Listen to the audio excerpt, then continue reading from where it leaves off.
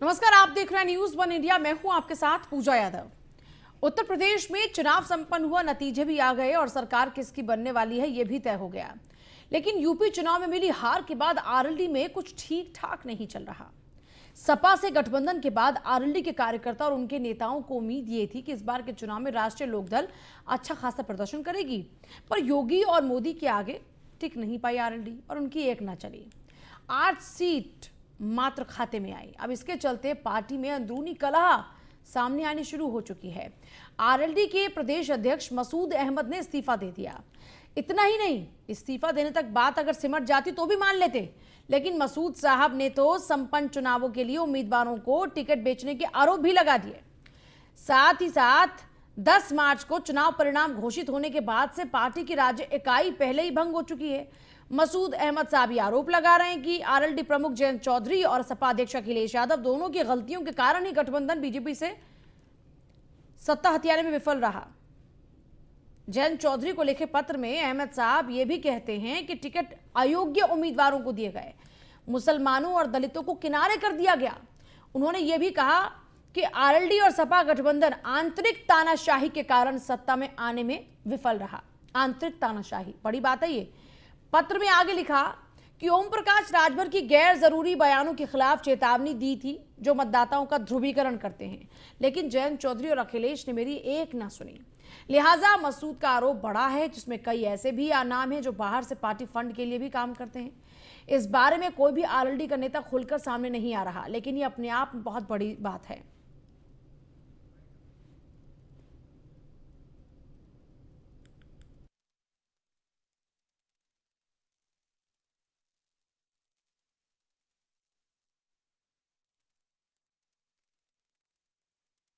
गंभीर आरोप लगा रहे हैं। पत्र में तो जो लिखा सो लिखा, उसके बाद क्या कुछ कहा वो भी सुन लीजिए। अपनी कुछ खामियों और मतलब एक लहर थी, इसमें कोई दो राय नहीं है। और हमने सब ने ये मान लिया था आज के 2 महीने पहले, 3 महीने पहले, कि महागठबंधन की लहर चल रही है और इनकी सरकार बनेगी। अब हम लोग अति उत्साहित हो गए उसमें, और जब रिजल्ट आया तो हम चुनाव हार गए। जनता भी मायूस हुई, हम लोग भी मायूस हुए, और भारतीय जनता पार्टी की सरकार तो बनने जा ही रही है। इन्होंने तय कर लिया था कि एन केन प्रकारेण हमको सरकार किसी भी तरीके से बनानी है, और अपने मकसद में कामयाब हुई है। उसमें बहुत कुछ शामिल है, मैं उसमें जाना नहीं चाहता। वो फिर बात होगी आगे, प्रेस कॉन्फ्रेंस तो होती रहेगी। जब हम लोगों ने आत्मावलोकन किया कि भाई हार के कारण क्या है, तो मैंने कल आपको 9 बिंदु दे दिए। ऐसी जनता में चर्चा रही है, कोई कह नहीं रहा था, लेकिन लोगों के हित में है कि वो बात कही जाए, जिससे कि नेता गण सबक लें और उन कमियों को दूर करके अपना संघर्ष सही डायरेक्शन में शुरू करें। और राजनीति करने वाले लोग राजनीति करते रहेंगे, चुनाव हुआ, चुनाव होता रहेगा, तो अगले चुनाव के लिए प्रयास करें। अपनी कुछ तानाशाह की तरह जयंत और अखिलेश ने काम किया, यह बड़ा गंभीर आरोप लगाया है मसूद अहमद ने। इतना ही नहीं कहा कि 8 करोड़ में हापुड़ सीट को जयंत चौधरी ने बेचा है। सीटों को बेचने के आरोप लगा दिए। गजराज सिंह 2 बजे पार्टी में शामिल हुए, 4 बजे उनको टिकट मिल गया। कैसे मिल गया, गजराज सिंह को लेकर सवाल पूछ रहे हैं। चाचा शिवपाल को अखिलेश ने अपमानित किया, इसका भी नुकसान झेलना पड़ा। यह आरोप नंबर 3 है। आरोप नंबर 4 देखिए, मैसेज गया कि अखिलेश यादव घमंडी हैं। जो सब घटनाक्रम चल रहा था उसके बाद मैसेज ये गया कि अखिलेश घमंडी हैं, इसका भी नुकसान पार्टी को हुआ है।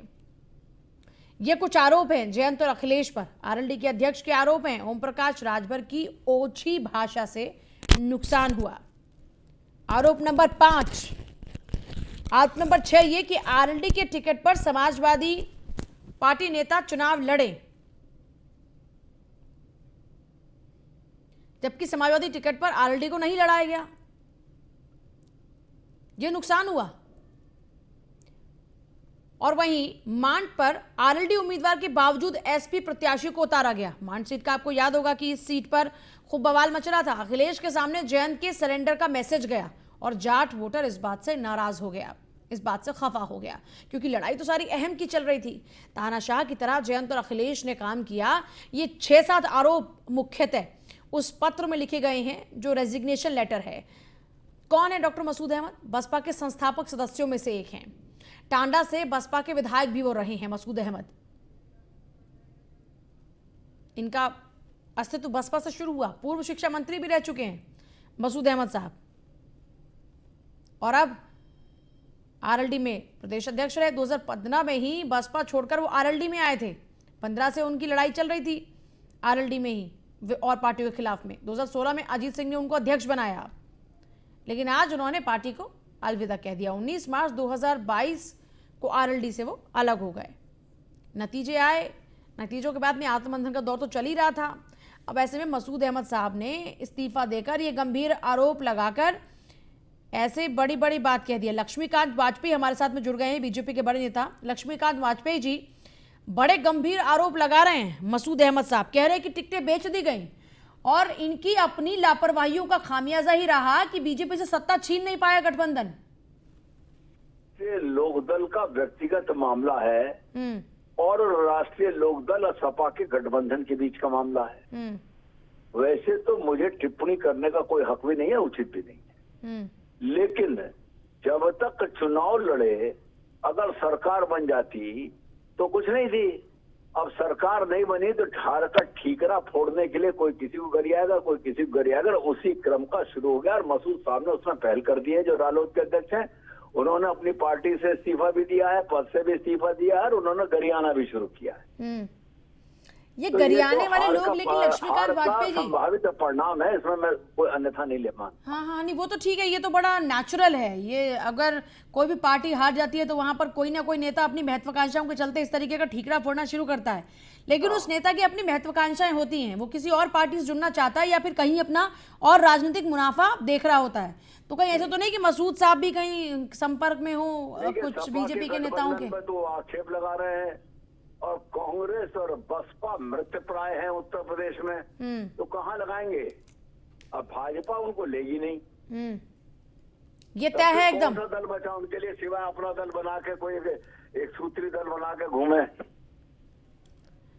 अच्छा, मतलब कोशिश तो कर रहे होंगे ना, लेकिन वाजपेयी साहब not at all. Bharatiya Janata party किसी कीमत पर उनको स्वीकार नहीं करेगी। नहीं, स्वीकार नहीं करेगी वो तो एक अलग मैटर हो गया। ये बात वो भी जानते हैं कि नहीं? नहीं, वो जान, मैं कह रहा हूँ हमारे यहाँ कोई ना अप्रोच किया, ना हमने कोई अप्रोच किया, ना हमें ऐसे आदमी को भारतीय जनता पार्टी में रखेंगे।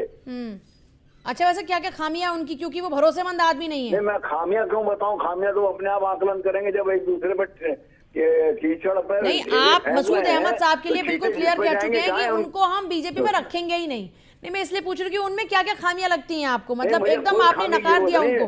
हाइपोथेटिकल प्रश्न, काल्पनिक प्रश्नों का उत्तर देना और उत्तर मांगना शायद दोनों न्यायोचित नहीं है। मतलब ठीक है, आप रखेंगे नहीं और अभी इस पे कुछ बोलेंगे भी नहीं, लेकिन हाँ मसूद अहमद साहब इतनी बड़ी बड़ी बातें कर रहे हैं। अच्छा, ये आप काल्पनिक प्रश्न पूछ रही हैं तो काल्पनिक प्रश्नों का उत्तर देने के लिए मैं बाध्य नहीं हूँ। नहीं, बिल्कुल ठीक बात है, आप बिल्कुल बात नहीं लक्ष्मीकांत वाजपेयी जी। लेकिन एक बात तो मैं जरूर आपसे जानना चाहूंगी, विपक्षी पार्टी तो हैं आप, उनके लिए आपके खिलाफ में मिलकर चुनाव लड़ रहे थे, बड़ी मजबूती के साथ दावे ठोक रहे थे समाजवादी पार्टी के लोग और गठबंधन के लोग कि हम बीजेपी का घमंड तोड़ देंगे। वो कह रहे कि ओम प्रकाश राजभर जैसे लोगों ने मौका दिया, इसीलिए बीजेपी बढ़त बना गई। ऐसा है? इन आरोपों में है कुछ सच्चाई? कि चंद्रमा पर थूक रहे थे, कह रहे थे बीजेपी का घमंड छोड़ देंगे, चंद्रमा पर थूक रहे थे, उनके मुंह पे गिरा है उल्टा। अच्छा, तो गुरुत्वाकर्षण का सिद्धांत है। ठीक है, बहुत शुक्रिया वाजपेयी साहब बातचीत के लिए। बीजेपी के नेता ये कह रहे हैं कि ये चंद्रमा के ऊपर थूक रहे थे, थूक अपने मुंह पर ही आकर गिरेगा और इसे ग्रेविटेशनल फोर्स कहते हैं। द कश्मीर फाइल्स की टीम से मुलाकात की है कार्यवाहक सीएम योगी आदित्यनाथ ने।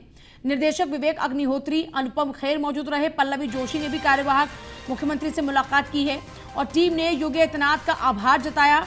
राजभवन में राज्यपाल से द कश्मीर फाइल्स की टीम ने मुलाकात की है।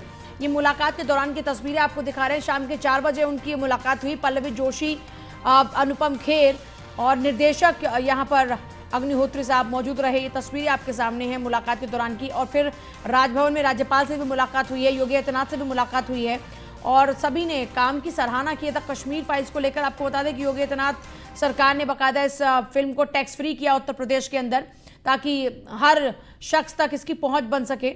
ऐसे में द कश्मीर फाइल्स देखिए चारों तरफ चर्चा का विषय लगातार बनी हुई है और द कश्मीर फाइल्स को लेकर तमाम जो पीछे आपने पूरा देखा कि किस तरीके से पहले स्क्रीन पर इसको लाने को लेकर एकमत सब नहीं हो रहे थे। आखिरकार यहाँ पर सोशल मीडिया पर इसको इतना ज़्यादा प्रमोशन मिला कि आखिरकार सभी स्क्रीन्स पर अब ये सभी पीवीआर्स में अवेलेबल है ये मूवी। और उत्तर प्रदेश सरकार ने इस मूवी को टैक्स फ्री किया है। ऐसे में आज योगी आदित्यनाथ से टीम की मुलाकात हुई है। योगी आदित्यनाथ ने और राज्यपाल ने इनके कार्य की सराहना भी की है। कश्मीर में जो कश्मीरी पंडितों के साथ हुआ उस नरसंहार को दिखाया गया है इस मूवी के अंदर और इसीलिए ये फिल्म चारों तरफ चर्चा का विषय बनी हुई है। खैर, इससे इतर आज उत्तर प्रदेश के कार्यवाहक मुख्यमंत्री ने टीम से मुलाकात की, उनके कार्य की सराहना भी की और साथ ही साथ एक बेहतर माहौल में यहाँ पर चर्चा भी हुई है।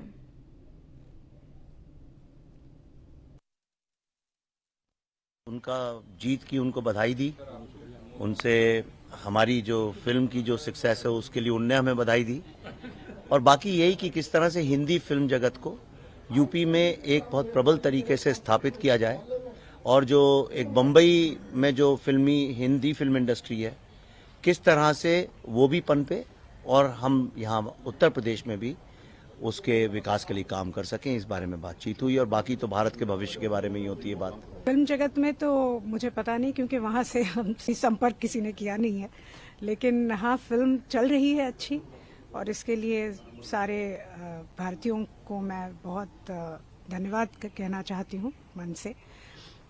एक ऐसा मुद्दा था जो बहुत सालों से दबा हुआ था, ये सच किसी को पता नहीं था, इसलिए जिस तरह से भारतीय एक हो गए हैं ये फिल्म देखने के बाद और सारे हमारे कश्मीरियों के साथ, कश्मीरी हिंदुओं के साथ जिस तरह से खड़े हो रहे हैं, सिर्फ भारत में नहीं पूरी दुनिया में, ये एक बहुत ही अद्भुत सी चीज़ है और इसके लिए मैं ईश्वर का धन्यवाद देती हूँ कि इस तरह से आशीर्वाद हमें लोगों के मिल रहे हैं। द कश्मीर फाइल्स की टीम की तरफ से, विवेक जी की तरफ से और अभिषेक जी की तरफ से और पल्लवी जी की तरफ से और सारी जो टीम थी उनकी तरफ से हमने उन्हें शुभकामनाएं दी दोबारा चीफ मिनिस्टर बनने की।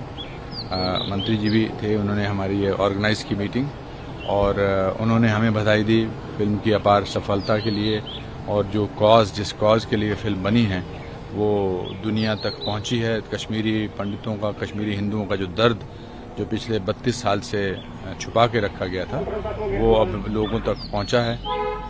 हम उनके दुख को दूर तो नहीं कर सकते, लेकिन कम से कम इस अपार सफलता की वजह से शायद उनके जख्मों पर थोड़ा थोड़ा मलहम लगे और योगी जी ने जो इसको टैक्स फ्री किया है उसके लिए हम उनका धन्यवाद करते हैं। उनका बीजेपी प्रदेश अध्यक्ष स्वतंत्र देव सिंह ने हारे हुए मंत्री और विधायकों को पत्र लिखा है, जिसमें उन्होंने ये लिखा है कि बीजेपी को एक बार फिर से सरकार बनाने का अवसर जनता ने दिया है। इस असाधारण उपलब्धियों का श्रेय आपके तप, त्याग, परिश्रम को भी जाता है। कुछ मतों से भले ही आप पीछे रह गए हों, अपनी जीत में संपूर्णता बीजेपी दिखती है, लेकिन हमारे संगठन का संस्कार यह है कि जनसेवा में वो भी सही, ये भी सही। कर्तव्य पथ पर यह क्षणिक विराम हो सकता है, पर विश्राम नहीं। मुझे आशा ही नहीं बल्कि पूर्ण विश्वास है कि आप पूरी तरीके से पहले की तरह निष्ठा, समर्पण से जनता की सेवा में योगदान करेंगे, देश और प्रदेश की गौरव यात्रा योगदान के लिए अग्रसर रहेंगे।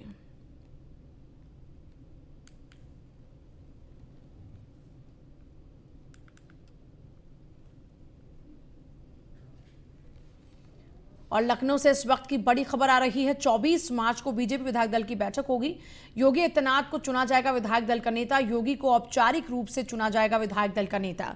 तो अब तमाम औपचारिकताओं का पूरा होना बाकी है। योगी आदित्यनाथ को विधायक दल का नेता चुना जाएगा।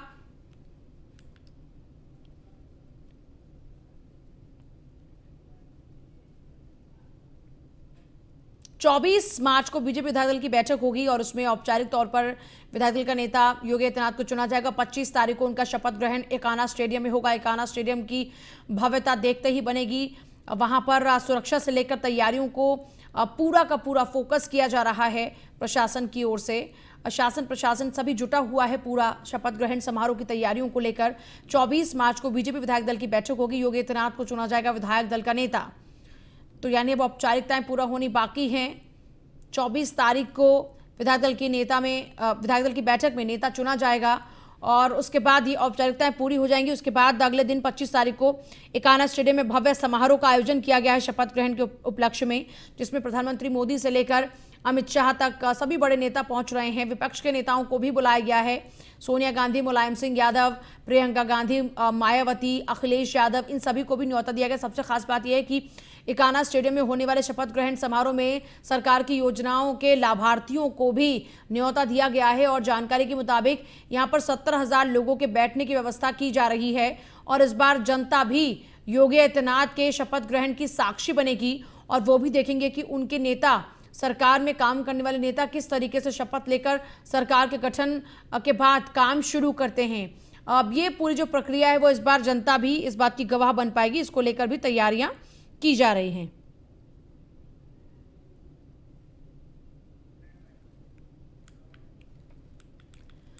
और वहीं देखिए 5 दिन वाराणसी दौरे पर रहेंगे आरएसएस प्रमुख मोहन भागवत। इससे पहले गोरखपुर में थे और अब वाराणसी में 5 दिन का उनका कार्यक्रम रहेगा। विश्व संवाद केंद्र के कार्यक्रम में वो शामिल होंगे। सामाजिक और राजनीतिक चर्चा के कार्यक्रम में वो शामिल होंगे। 23 मार्च से 27 मार्च तक वाराणसी में ही प्रवास करेंगे। गोरखपुर दौरे के बाद वाराणसी जाएंगे आरएसएस प्रमुख।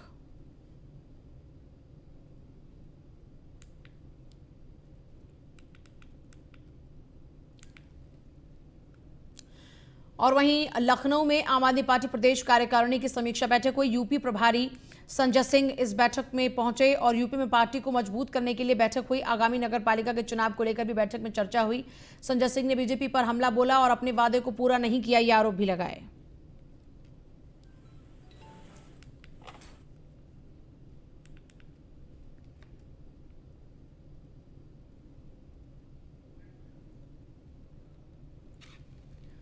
और वहीं सीएम योगी ने पल्स पोलियो अभियान की शुरुआत की। योगी ने बच्चे को पोलियो की दवाई पिलाई और अभियान की शुरुआत की।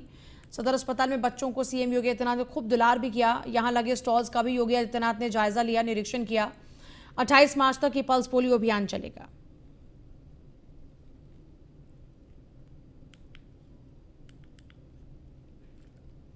पाकिस्तान और अफगानिस्तान में अभी भी पोलियो से जुड़े हुए मामले देखने को मिले हैं और बीमारी संक्रामक होने के नाते इसका खतरा लगातार बना रह सकता है। इसलिए जब तक कि पूरी दुनिया से इसका पूरी तरह उन्मूलन नहीं हो जाता है, तब तक इस सतर्कता के लिए हमें न केवल वर्तमान को बल्कि भावी पीढ़ी को भी बचाने की दिशा में एक सार्थक प्रयास करना होगा और पल्स पोलियो अभियान उसी का हिस्सा है। पाकिस्तान और अफगानिस्तान में अभी भी। गोरखपुर में मुख्यमंत्री योगी आदित्यनाथ एक कार्यक्रम से लौटते हुए बच्चों के बीच पहुंच गए। इस दौरान योगी आदित्यनाथ ने बच्चों को दुलार किया और बच्चों के साथ सेल्फी भी ली।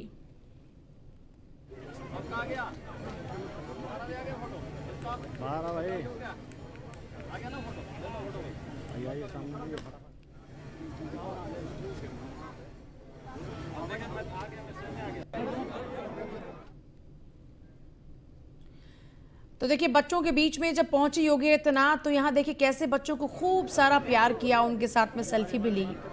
और ये कोई पहली मर्तबा नहीं है जब योगी आदित्यनाथ इस तरीके से बच्चों से मुलाकात कर रहे हैं। उससे पहले भी आपकी तस्वीर याद होगी, अब जब एक छोटी सी बच्ची ने गुलाब का फूल दिया था योगी आदित्यनाथ को और उसे बड़े प्यार से उन्होंने अपने पास रखा था। अब आज इससे पहले जब पल्स पोलियो अभियान की शुरुआत हुई तब भी खूब बच्चियों को प्यार किया और उसके बाद गोरखपुर में ही और इसके अलावा जब वो निकल रहे थे यहाँ से, जब रवाना वो हो रहे थे, इसी दौरान में फिर बच्चों के बीच में वो पहुंच गए। बच्चों से बहुत प्यार है योगी आदित्यनाथ को, इसलिए जब भी मौका मिलता है तो बच्चों के साथ वो वक्त बिताते हैं। अब गोरखपुर में यहाँ पर भी देखिए छोटे छोटे बच्चों के साथ में जो कि उत्तर प्रदेश का, देश का भविष्य है, उनके साथ में वो पहुंचे हैं मिलने के लिए और यहाँ पर वो छोटे छोटे बच्चों के चेहरे पर मुस्कान भी देखते ही बनती है। अपने प्रदेश के मुखिया को देखकर वो भी बेहद खुश नज़र आ रहे हैं, छोटी सी बच्ची को आशीर्वाद दे रहे हैं, दुलार कर रहे हैं।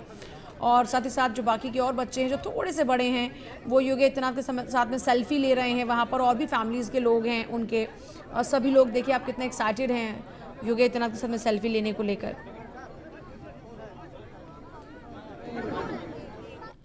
केंद्रीय राज्य मंत्री BL वर्मा बदायूं में होली मिलन समारोह में शामिल हुए।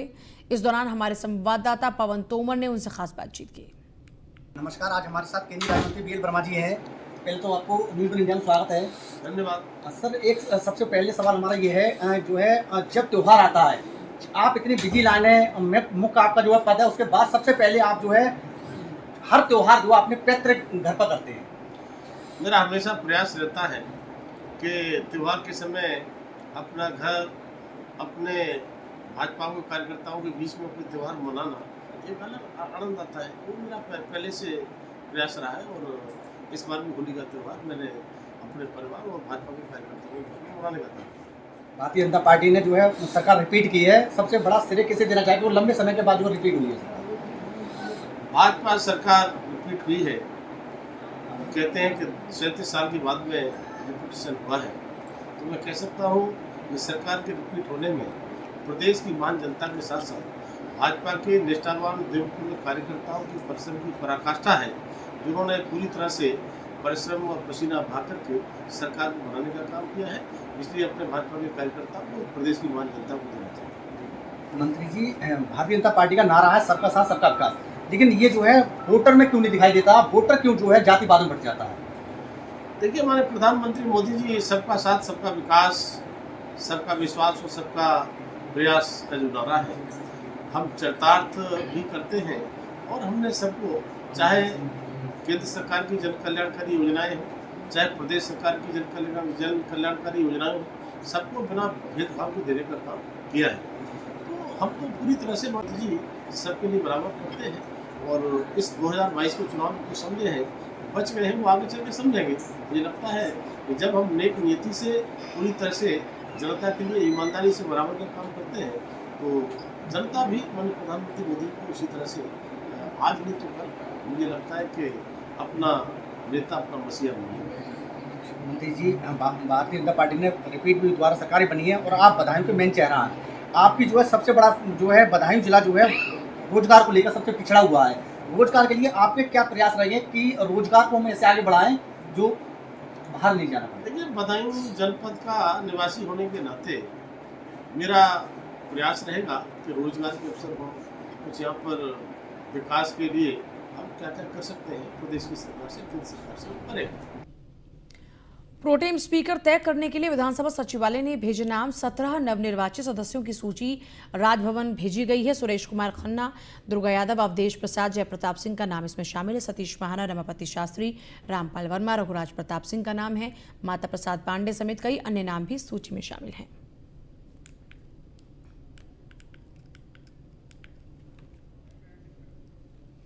सत्रह नवनिर्वाचित सदस्यों की सूची राजभवन भेजी जा चुकी है। प्रोटेम स्पीकर तय करने के लिए विधानसभा सचिवालय में ये नाम भेजे गए। इनमें सुरेश खन्ना का नाम है, माता प्रसाद का नाम है। ये कुछ नाम हैं जो इस सूची में शामिल हैं और अब ये प्रक्रिया अब आगे पूरी होगी। इसको लेकर भी नामों की जो सूची है वो भेजी जा चुकी है।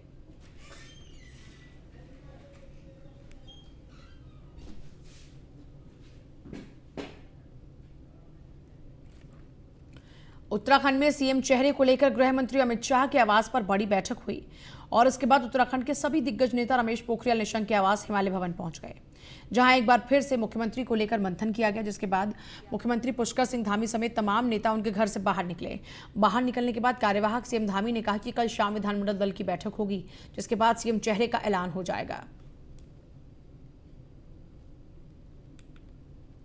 देखिए, अब तक चेहरा साफ नहीं हो पाया है। आखिरकार कौन उत्तराखंड का मुख्यमंत्री होगा? अगर आप पिछले कुछ दिनों में जाकर देखेंगे तो आपको समझ में आएगा। उत्तराखंड के अंदर मुख्यमंत्री को लेकर जो दौड़ में सबसे आगे होते हैं उन्हीं का नाम हट जाता है और एक नया चेहरा निकलकर सामने आता है। लेकिन पुष्कर सिंह धामी एक ऐसे नाम बन गए थे जिनके नाम पर ज़्यादातर लोगों की सहमति थी, लेकिन मामला वहां उनका खराब हो गया जहां वो खटीमा से खुद चुनाव हार गए। अमित शाह के साथ में अब तक उनकी खुद कई दौर की बातचीत हो चुकी है, लेकिन आज उनकी बातचीत के बाद जिस तरीके से वो रवाना हो गए देहरादून के लिए और उसके बाद रमेश पोखरियाल निशंक के आवास पर जिस तरीके से नेताओं के पहुंचने का सिलसिला शुरू हुआ, तब से एक चर्चा ये होनी शुरू हो गई कि आने वाले दिनों में, क्योंकि अब देखिए बहुत ज़्यादा वक्त तो है नहीं, कल जो पर्यवेक्षक है वो पहुंच जाएंगे और वहाँ नाम भी तय होगा। ऑलरेडी उनके पास में वो वही मैसेज लेकर जाएंगे कि कौन मुख्यमंत्री होगा। तो ऐसे में अब सबसे बड़ी बात यह है कि मुख्यमंत्री होगा कौन, इसको लेकर अब भी सस्पेंस बना हुआ है। प्रचंड बहुमत की जीत माननीय प्रधानमंत्री जी के नेतृत्व में हुई है। उसके बाद चूंकि सरकार गठन की प्रक्रिया चल रही है, तो उसमें सभी वरिष्ठ लोगों के बीच में जो है पिछले चुनाव का और सारी चीज़ों का आगे कैसे होना है, उसके संबंध में सारे वरिष्ठ लोग बैठे थे, आपस में चर्चा हुई है और कोई अलग से कोई ऐसी बात नहीं है। आपकी चर्चा ज़्यादा रही है? नहीं, देखिए ये तो पार्टी का हाईकमान और विधानमंडल दल में कल 11 बजे विधायकों को शपथ की बात की जा रही है। चूँकि एक प्रक्रिया है, 24 मार्च को हमारी जो ये विधानसभा है इसका कार्यकाल पूरा हो रहा है, तो एक प्रक्रिया के तहत कल 11 बजे प्रातःकाल जो है नए विधायकों की शपथ ग्रहण का समारोह रखा गया है। वो 2-3 घंटे 4 घंटे जितना भी चलेगा कल चलेगा। विधायक दल की बैठक कल शाम को। हाँ, मैं देहरादून जा रहा हूँ। नहीं, मैंने बताया था वो जो है हमारे विधानमंडल और पार्टी के हाईकमान के द्वारा तय।